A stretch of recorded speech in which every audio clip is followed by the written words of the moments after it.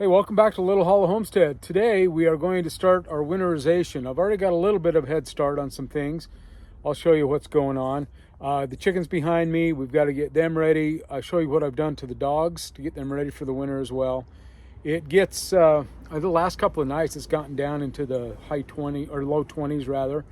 So it's definitely getting cold enough. We need to start thinking about animals and how to protect them from the cold, bitter winter weather that is surely coming. So I will show you what I've done so far and show you the future plans, what I'm going to do, and see if we can get everything done tonight and get things ready for winter. So stick around. To start off,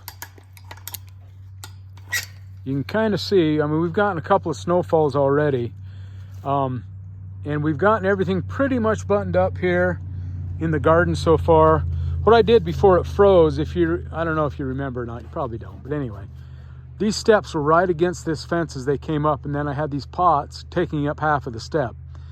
So what I've done is I've excavated this way a little bit and then reseeded all these pavers over so that we get a little bit of a wider path to go up to the garden. But you can tell that everything is pretty much ready for winter. I've gone ahead and top dressed all of these pots. Every container is topped off with a nice layer of rabbit manure, as you can see. And as I clean the chickens out this winter, I'll put a little bit of chicken manure on each one of these as well. Get some more nitrogen in that soil that'll be loaded up, reserved for spring, and we'll get going again. Yeah, so here you can kind of tell. Before I had these all the way against the fence, and then the pot was sitting here. So it only gave me a small distance to walk, which isn't bad as long as all you're doing is walking up and down. But when I'm carrying baskets up and down, it gets a little crowded in here. I do have some beans here that I need to get in the garage and let them finish drying, and we'll salvage those seeds for next year. Other than that, everything is pretty much buttoned up, ready for wintertime. I did come here. My rocks used to be kind of on an angle right here. Now that I've got this fence here, I've pushed the rocks out and then I've excavated dirt away to fill this in. So I've got a little wider path to walk back and forth to maintain my plants that I grow up here. Tomatoes did exceptionally well up in this top row this year. Great place for tomatoes. Everything did well. My cucumber struggled a little bit, and I think that was just because of the variety I planted. So this is where the cucumbers normally planted. I do try to regenerate the soil each year, so crop rotation isn't a big deal. At least it hasn't been yet. So that's the plan for next year, but we'll try a different variety here next year. So the garden, I would say, is ready for winter, excluding those beans that I will move today. And all the drip lines have been drained, disconnected down here where everything's connected. I take the actual controller off and I put that in my shed behind me here for the winter time. I just don't want it to sit out here in the winter all winter. And it's good to get the batteries out of there so they don't corrode and make things nasty for you. So there you go. Garden 2024 is officially over, and we're already prepping for 2025. As far as the chicken winterization program's going, you can see I've already lowered these sides here that I roll these up in the summertime and I tie them up here out of the way. I've got a previous video that shows how I do that. And then this piece of plywood here that I use, I put that out here to cover this ditch. And this is where I set up, this is where I process my chickens. So you can see the kill cones right there. I bring this stainless steel table back up here, set it on the plywood. And this is a great place I found to process chickens. So the rest of the year, it sits right in here, out of the way, out of sight, out of mind. You can see I've got my little chicken table that I built. I don't have any cobs of corn to put on these two screws, so I've just got those plastic decorative ones I stick on there. Put up a flock block right there, and then the oyster shells are right there for the chickens to peck on, as long as they will peck. And you'll notice we've got some chickens that are seriously molting. We've got, looks like a pillow exploded down here. But the chickens are in full molt mode right now. So what we've got to do now, I've got this plugged in, my light in here to put a little extra light to keep them laying during the winter. And so far that's working good. What I do need to do today is I need to put a tank defroster in here, or if there's going to be any water left after she gets done drinking it. But I've got I've got a very professional looking slit right there that I put the extension cord down and put the tank defroster down there, and I'll show you when I get that installed. Other than that, that is the chickens. They are ready for winter. They're nice and protected. This will be the second winter that we've had this roof over them. And man, what a great addition this has been. And like I was saying, I'm going to expand my meat chicken operation down here to accommodate more birds for this next year. And I need to get on this before the ground freezes. But what my plan is here,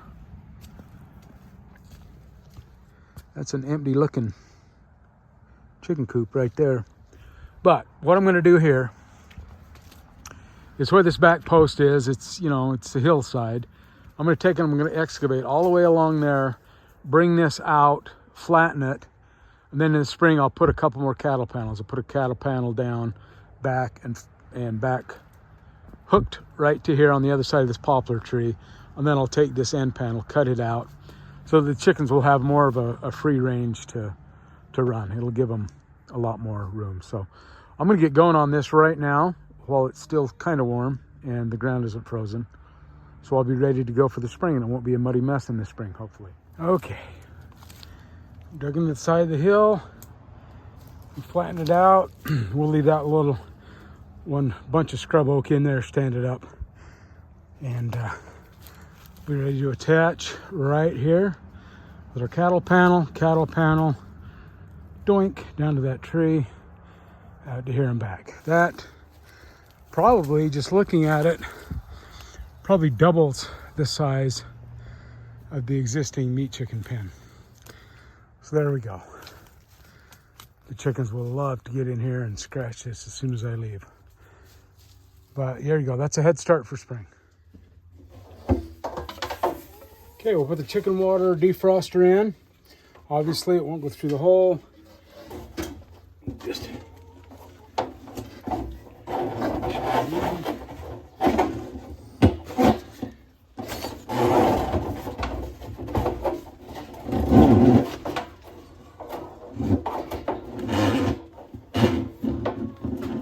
get it to lay somewhat flat. Put it through our official looking electrical portal and go plug it in.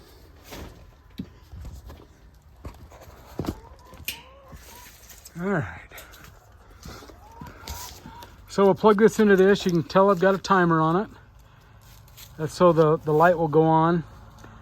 I also will turn this on, the heater, in the early morning, probably about starting at 5, and I'll let it go till about 10 on the timer, and then the lights and the heater will turn off. That gives them enough residual heat in the water itself to stay thawed for most of the day.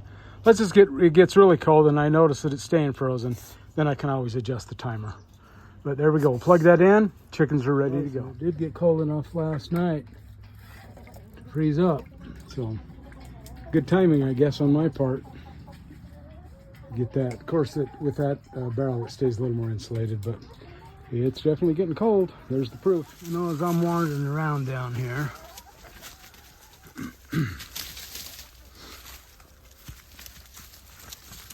trying to make the best use of my property as I can. And if you notice, if you can see, the property stake, where is it? Property stake's right up there somewhere. Anyway, I've got this whole big side hill here that has great sun exposure.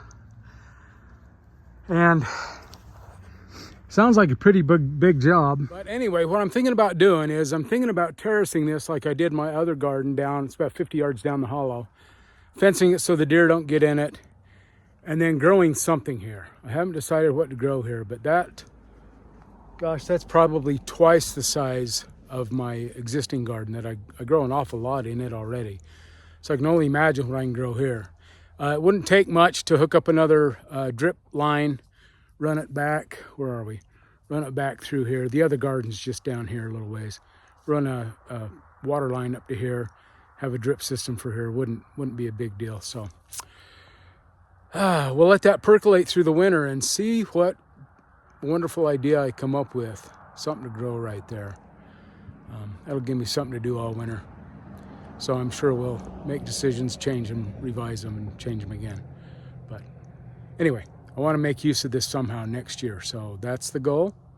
Let's put our little brains in action here. If you got a suggestion, this faces almost exactly southwest. So a lot of sun is going to hit this. So if you have some good suggestions for me, let me know in the comments. And we'll see who wins, see who comes up with the best idea. And maybe we'll put a Little Hollow Homestead hat on the line. Whoever comes up with the best idea will get a Little Hollow Homestead hat. There you go. That works. So leave your comments below and let me know what you think I should grow right here. So, all right, on to go show you what we're doing with the dogs and getting them ready for. Well, as you can tell, my dogs really have it rough. Got a nice roof, nice AstroTurf. So one thing I'm trying this year, I've tried to come up with a door that will hold up. The ones that these come with are flimsy, and my one pup chews through them in about a day, so those don't work. I've tried old carpet squares. I've tried some old rubber belting. That doesn't work. She chewed that up. So this year, it's not fancy and doesn't seal real good, but it's going to help cut down the draft a little bit. I'll hold a little bit of heat in for them. But so far, that's working. So another thing you can tell, this year I'm switching over to wood chips. I've been using straw in here and have done for years and years. However, straw tends to get wet and mold. And actually, wood shavings at Tractor Supply are cheaper for a bale of that than it is for a bale of straw. So we're gonna try this year. So far, I mean, it is gonna make a mess. No matter what you put in there, it's gonna make a mess. But we're gonna try that this year and see how that goes. So far, so good. So for the dog waterer, I've just got it back here.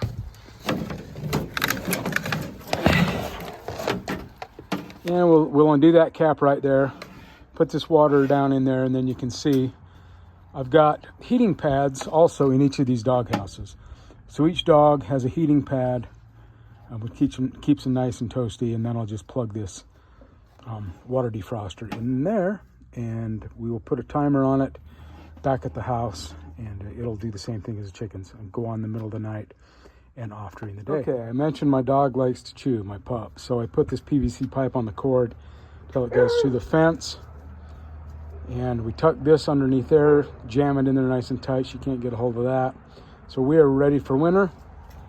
Next step is to go install our timer. Well, there you go. Dogs are all winterized, chickens are winterized, garden's winterized. We've made a little bit of progress preparing for next spring. You can see up on the mountain, winter is right around the corner. As you can tell with the snow right here behind me. We've already had a couple of storms that have dropped a couple of inches down here. So as I mentioned before, whoever has the best idea of what I can grow down there, let me know. One of these hats will be headed your way as a prize. If your idea is selected, keep in mind I'm in zone 6B. I am in Utah. My frost dates are basically, last frost date is middle of May.